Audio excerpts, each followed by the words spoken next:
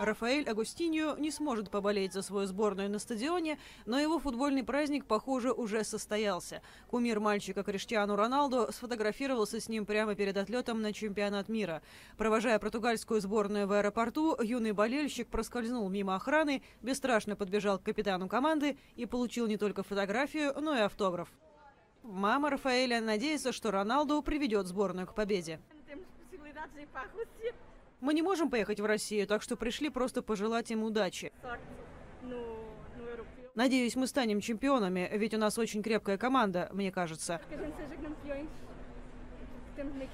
Я не слишком разбираюсь в футболе, но вроде бы в этом году мы неплохо представлены на турнире. В 2016 году Португалия впервые стала чемпионом Европы.